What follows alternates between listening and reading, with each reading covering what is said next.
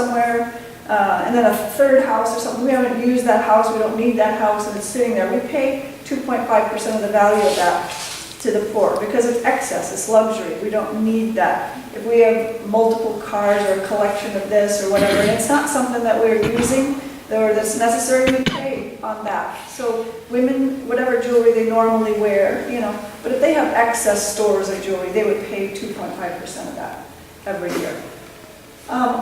I don't have, I still have debt from my student loans. Can you believe I'm 55? But I really went to school a long time. And also then I started having kids go to college, and I'm still paying their student loans as well. But so I'm exempt from this, but I still give because I think there's benefit in it. So we, and that, by the way, the charity can be given to anyone in need. So we give, in the Muslim community, we'll give to, if we have no more need in our Muslim community, we have plenty of need. We have a lot of refugees. But beyond that, we give to Churches United's food pantries. We'll give, we'll just give a donation in general to Churches United. Whatever, it doesn't matter. It can be to people of any faith in any way. But as long as it's going to things in need to help people. And of course, we give beyond what's required. And if you look at that amount, I want you to think about the global impact of that. And this is done during Ramadan, that month of very spiritual, time. So during Ramadan, probably, I don't know, trillions of dollars are given in charity to the poor. And it's a time, it may be the only time when some people might have anything, because that's when they get their alms during that time. So it's really a special thing that I'm very proud of about the Muslim faith. And then our last of the 5 pillars is Hajj, a pilgrimage to Mecca. If we're able to go, if it doesn't put hardship on our family, and if we're well enough to go, we should try to go one time to do a pilgrimage. And that pilgrimage is now in Mecca, which happens to lie in Saudi Arabia, my least favorite place. And most Muslims' least favorite place, aside from their holy sites are there, but it's kind of a bummer that there's a terrible dictator at the helm, not living very Islamically, and certainly not conducting their government in an Islamic fashion.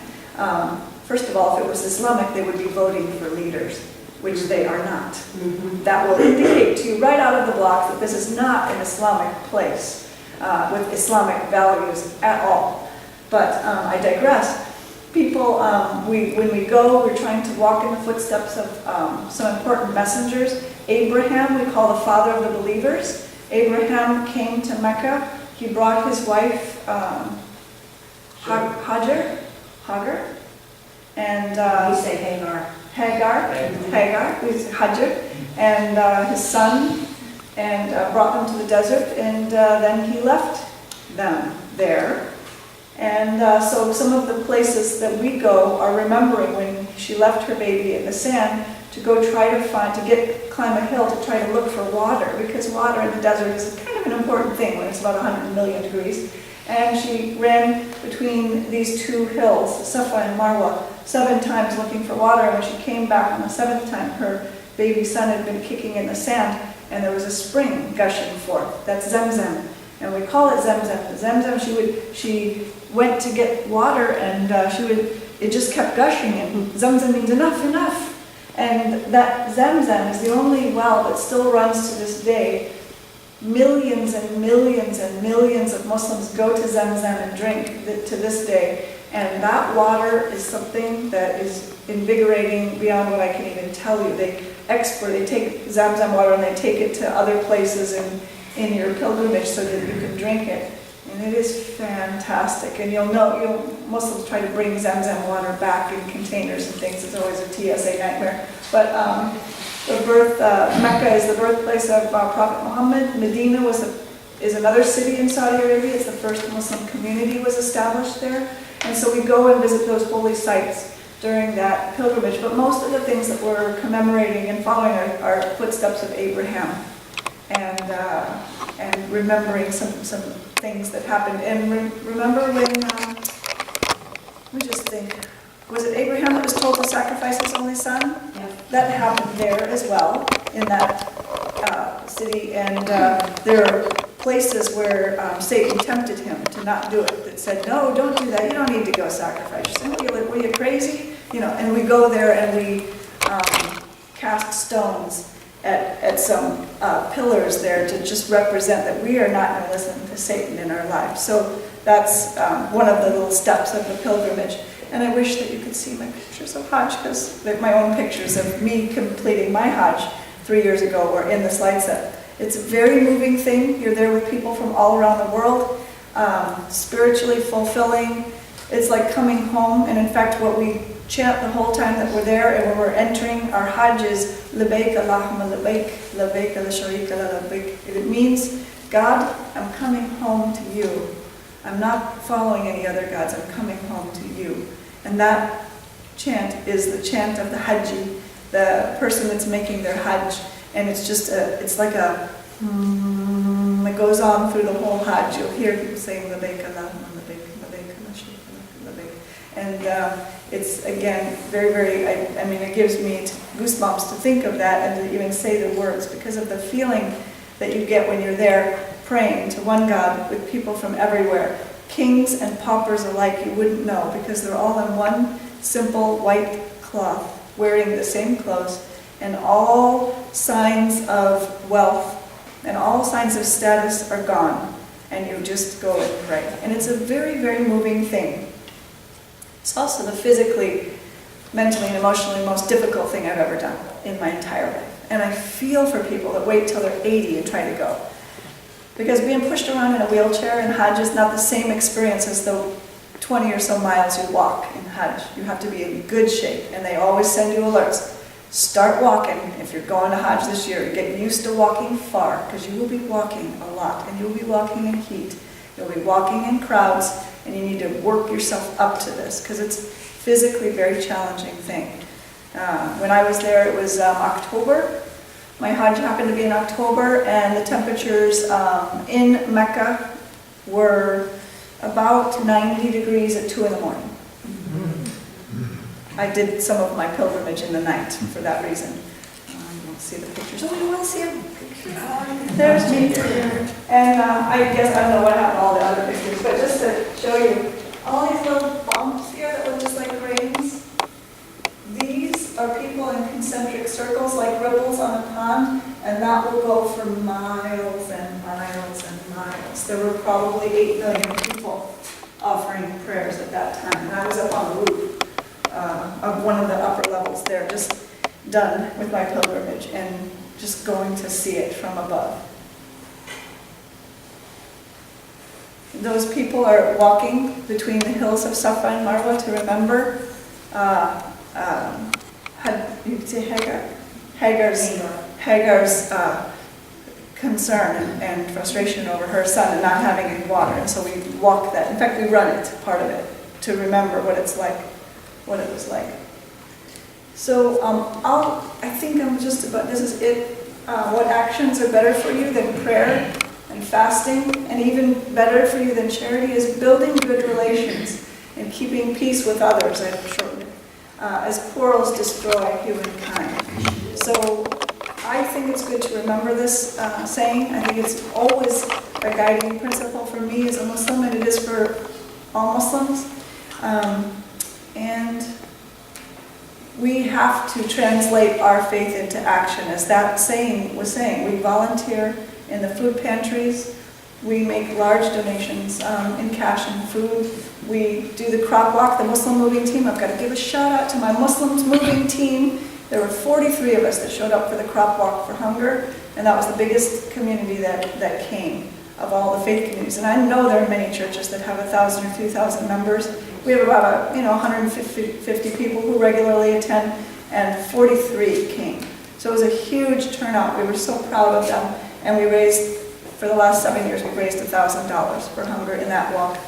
And we have peace events and vigils oftentimes. So I'm just happy to see us building bridges.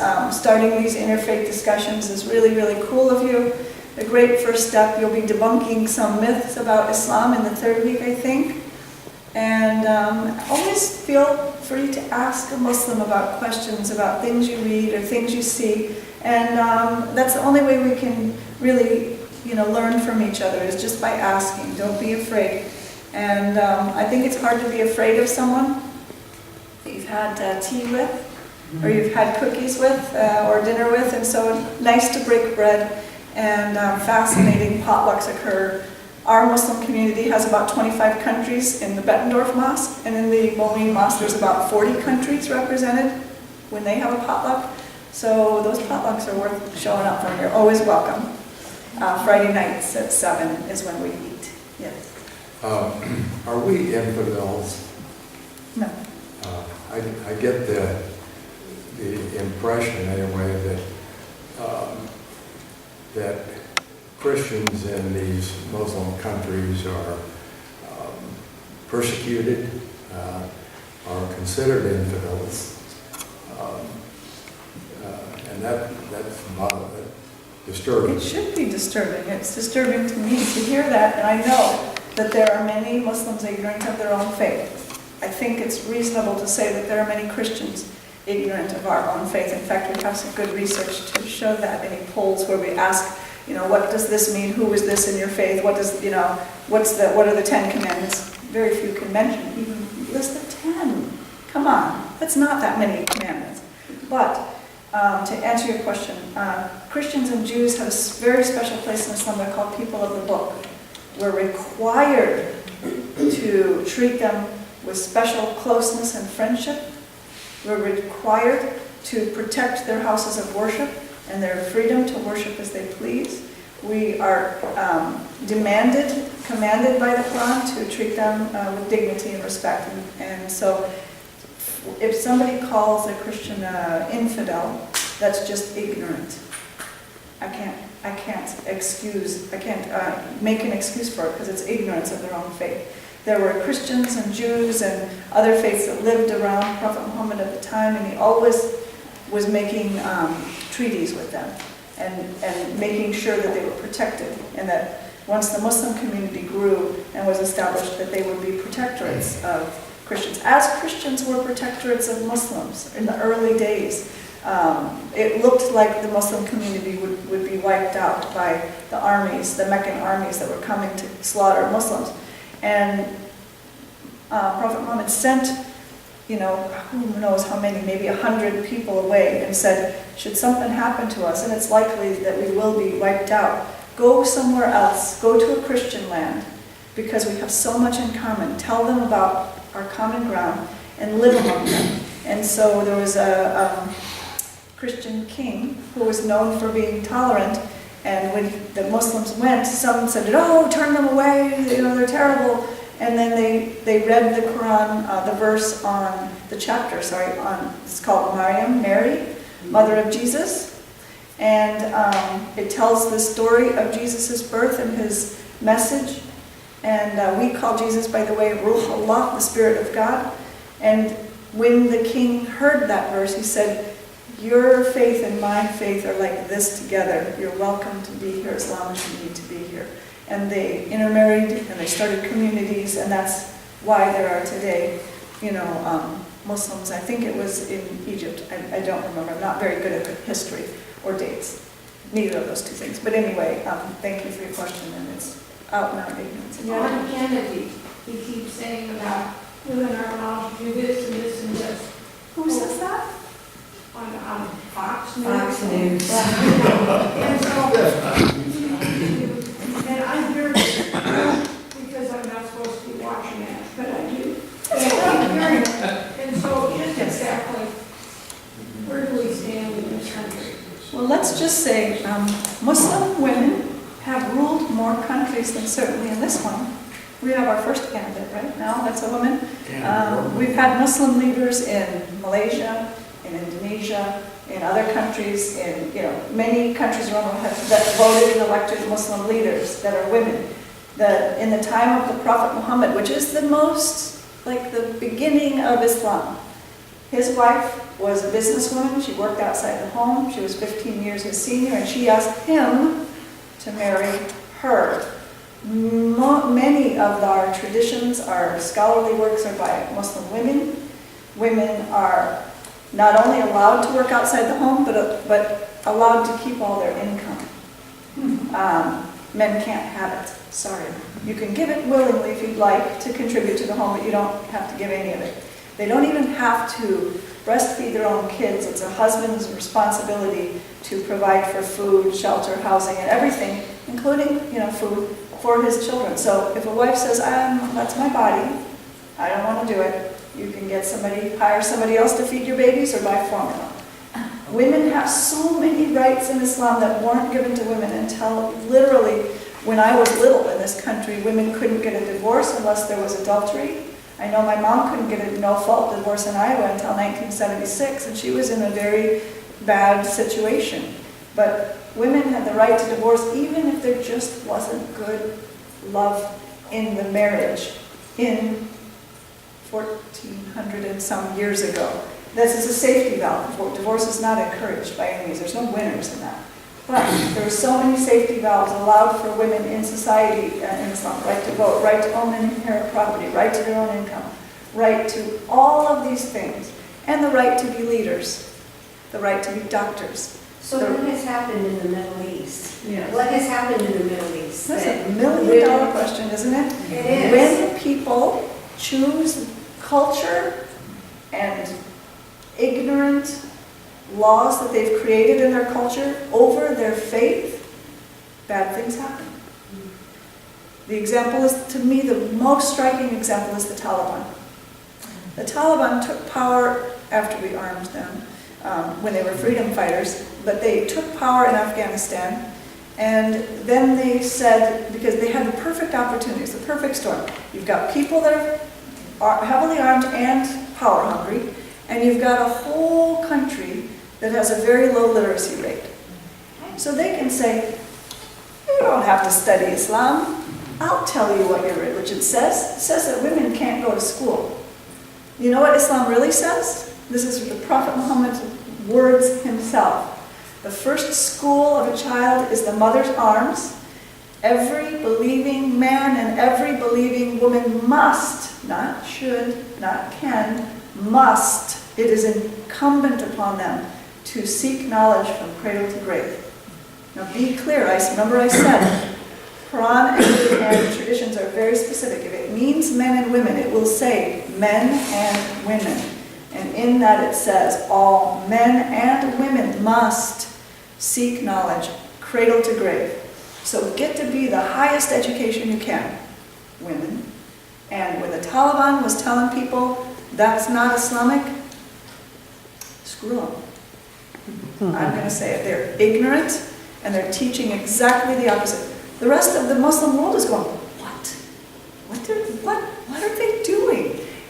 And we don't, sometimes, even though I'm, this Pope I love, by the way, this Pope I love, but we don't have a central person that could say, hey, knock it off. We don't have that, and sometimes I wish for that. We have so little structure and so little hierarchy. When I wanted to get married at the mosque, I just called and said, is there anybody that can do a wedding? Sure. Muhammad's going to be there? Okay. Anybody can perform a wedding. Anybody can perform a funeral. Anybody can. So we don't have that structure of there has to be some sort of person with some sort of, smock on to do things. No, we are a lay community. Islam is, like if I want to get married, I just get married in front of two witnesses. It doesn't have to be a certain person. So sometimes I miss that structure, but that ignorance of choosing culture over religion. When I went and spent time in the foothills of the Himalayas, by the way, the places where the Taliban are, I didn't know, that wasn't invented then, but it was 1983 and 4. I asked people, how is your faith practiced here? Because I was a fairly new Muslim at that time. And they said, it's a shame. They said they choose their Pathan Wali, their Pushtun, that's their tribe, their Pushtun ways over their faith. So they made a statement over and over and over again how our traditions, our culture undermines our faith at every turn. Those people who were knowledgeable knew it, and they couldn't pull that train back. Just a question. We have in Christianity, of course, you just kind of mentioned, we've got the difference between the Catholics and the Protestants. Yes. and I assume there's some parallel between the Sunni and the Shia. And then in the Protestant tradition in America, we have the liberals and the conservatives. Conservatives who believe that the Bible is, whether it contradicts science or not, is the actual Word of God, and the liberals saying that this is an interpretation or this is poetry, but this is not factual history. How does that factor into what our understanding of Islam should be? It's a great question. Islam is not a monolithic faith. It's a faith that has lived in, the Middle East. It's a faith that's lived in China. It's a faith that's lived in India and South America and all over the world. And it's a faith where there are many different ways of practicing Islam. But the main two branches of Islam are Sunni and Shiite. Sunni just means people that follow the traditions and the words of Prophet Muhammad. All Muslims would pretty much meet that criteria. But Shia, they think that the person that was elected after Muhammad's death shouldn't have been elected. They feel that it should have been only a blood relative of Prophet Muhammad. So Shia people believe in the kind of tradition of blood relatives being the ones. I think there's danger in that because, let's say, just look at the royal family. The first generation when you're there, great, really bright people, and then second intermarried generation, they get a little bit duller, and then the third intermarried generation, they're like, a plumber? What on earth is that? I don't know. They get really, there's not good things about this trying to preserve a bloodline, and there's not sometimes good leaders. So the mainstream Muslim believe that you elect leaders on the basis of their qualities for leadership, and so eventually, by the way, Prophet Muhammad's relative did get to be leaders of the community, but there were 1 or 2 or 3 leaders before that. So they have a political difference. It's not a theological difference. So that the difference between Sunni and Shia is so tiny. And in our mosque, we've had a Sunni president, we've had a Sufi, more spiritual president, we've had a Shia president, we've had me, who knows what I am, I'm just a Muslim. And so everybody prays together, and I don't even know who's Sunni and Shia or Sufi or any other thing in my mosque, because who cares, really? Who cares? Well, it's pretty well demarcated in Egypt. I spend quite a bit of time there, and you can always tell the Sunni from the Shia because of the dot on the forehead. I mean, some of them have, some people are very sensitive skin, and so you see sort of they get a pressure mark, yeah. Which is possible for any of us, Sunni or Shia, because of just how much time we spend. But the Shia put their hands down.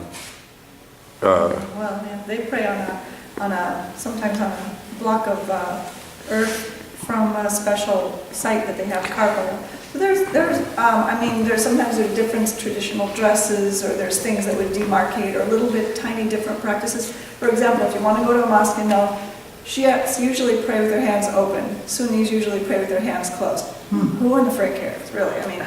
This is a big difference, so who cares? And some Shiites pray like this, and some Sunnis pray like this, because it doesn't matter. Well, it struck me that the religion, like all religions, sometimes is quite imperfectly practiced by its constituents. Very, very good comment. In fact, there's a verse in the Quran I just want to say before I forget that says, don't divide yourselves. Don't do Shia, which means division, among yourselves. Don't do what the Christians did. It was not good for them. Don't follow that way of splintering yourselves. So when people ask me, what are you? Sunni or Shia, I say, if I studied my whole entire life, I would still fall short of being a good Muslim. Let me just get that taken care of first. So I have no time for the political and other divisions that our Quran says don't do anyway. So that's fun. The one thing I try to explain sometimes because Christians, we're trying to understand why Muslims are killing Muslims in the Middle East is what's happening. And a lot of people don't realize that. It is primarily Muslim on Muslim. And one of the things that we can actually wrap our head around is what went on in Northern Ireland between the Catholics and the Protestants. You had Christians killing Christians. And still that's- today. And that's exactly the type of thing that is happening there. What, if you were to guess, what percentage of terrorism in, let's just say Europe, is perpetrated by Muslims? What, if you had to just throw out a number, what percent do you think? Sounds like it's awful, but it's. Right, it sounds like it's all of them, or you know, Yeah. like 90%. Yeah. But it's by Europol and by the all of our equivalent of, you know, like CIA and State Department, it's 2 to 4%. 2 to 4% perpetrated. There's a lot of separatist groups. There's the IRA, Irish, you know, Republican. There's lots of groups that commit a lot of terrorism, and they don't make news because it's really much nicer to blame brown other people, right, for violence, and that really sells papers because we have a fear of outsider, different people, and that really sells papers. So 4%. In the United States, you think it's much different? Nope, 2%, still 2. And you think, well, what are all these activities? Well, there are people bombing abortion clinics, there are KKK, there are people like Timothy McVeigh, there are people going and shooting up schools. There are We lots. actually had Dylan Ruth, who went into the church in Charleston, was actually an ELCA Lutheran. A lot of people don't realize that. The young man that went in and shot the 9 African Americans in the church, were actually, he was an ELCA Lutheran. And I would never say, see how violent those Lutherans Yes, are? exactly. I would never say that. And I wouldn't say, you know, look what Hitler did. It's the biggest crime against humanity in the beginning, since the, you know, forever. Those Christians are so violent. No, and he thought he was purging Christianity, you know, purging something. But, you know, there are people with power agendas and there are people with violent tendencies. Very not rightly guided people in all faiths. And I doubt actually most of the things that have been bad have been by anybody observant at all. There are people that are drug addicts or drinkers or this or that, things that we, you know, aren't part of our faith. And there are sometimes people with mental illness. The person that committed that terrible act in Orlando was very, very much a disturbed young man. He had been to the principal 33 times in middle school in 1 year. With being sexually explicit, being this and that, and I have no doubt in my mind that he had been abused. He was an Afghan young man that I think had been abused, and I'm not making any excuse for the act of violence, but there's so much that we need to find out and understand more about each other. May I say one thing? One of the things that scares Americans, because some of our media says this, and that is that Muslims that move here want to set up Sharia law. And we hear that on, you know, I'm sorry, but Fox News will tell you that. Because I told you that. That's one of my fears. Right. Yeah. Well- And she said it'll never happen in 50 years, and I said, just wait. I won't be here in 50 years. It's not going to Things will happen. change. It's so No, funny. no. Sharia law means the way the guidance that for Muslims. So the way we choose to have our burials, the way we choose to perform our weddings, the way we, you know, pray. All of those things are our Sharia. They're our guidance. They are not for anybody else besides people that choose to be Muslim. There's no compulsion in religion. There's no compulsion. No Muslim can put a law on a non-Muslim that doesn't apply to their faith. So this is a made-up thing. This is, hear me, a made-up thing. There is not a movement of Muslims trying to put their guidance on other people. Islam is hard. You think we're going to try to make you guys do it? We barely can do this stuff. All right. But there are about 300 organizations that their mission is to defame Islam. Their mission is to put out words as if it's the Muslims' words and to teach that Islam is saying this and Islam is saying that and Muslims are doing this. And fear-mongering has always been the most effective way to gather the troops around you to get them to vote for you. And it's still going on today. I think we have a really good example of that today. happening right before our eyes, that anything is okay to say. Hateful, terrible things are okay to say, because don't you worry, I will protect you from those evil other people that are not like us, and don't do this, and you name it. And then they can make up anything, right? And the other thing is, people don't realize how many Muslims actually live in this country. Oh my gosh, yeah. Well, there are a few million Muslims, most of whom are doctors, by the way. Yes. And 1 out of 10 doctors has had the experience where they've gone to care for a patient, and the patient said, I'm not comfortable with you caring for me because you're Muslim. Imagine if you said that to a Jewish doctor.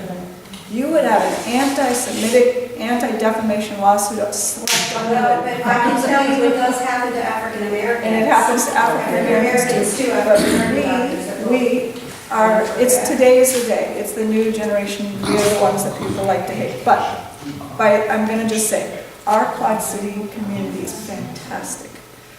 Our Muslim community has had nothing but wonderful inclusion, wonderful support, and wonderful interaction in the interfaith community here. It didn't come easy. It came with a lot of hard work. And we've done that work here in the Quad Cities, and that really means a lot to me. We have a fantastic city. For example, today at the River Center, 4 o'clock, there's a huge interfaith service about unity at the River Center in Davenport. By the way, some people dropped off the program because there was going to be a Muslim speaker. But I'm going anyway, and I'm proud of the people who said, no, we're having you. And tomorrow, Monday, is tomorrow Monday? Tomorrow's Monday. Tomorrow, Monday, as a public service, for you women, there's a women's interfaith dialogue at Temple Emmanuel. It's our 11th or 12th year of doing this. It's fantastic. People of all faiths are welcome. And the topic of the day will be anger. What does your faith guide you to do when you're angry? And I think it's a very relevant topic for today. You can get a hold of me. You're welcome to share my contact information if you need any more information, or if you want to get my number. I'm happy to share. Thank you very, very much for allowing me to be here today, and I hope it was helpful.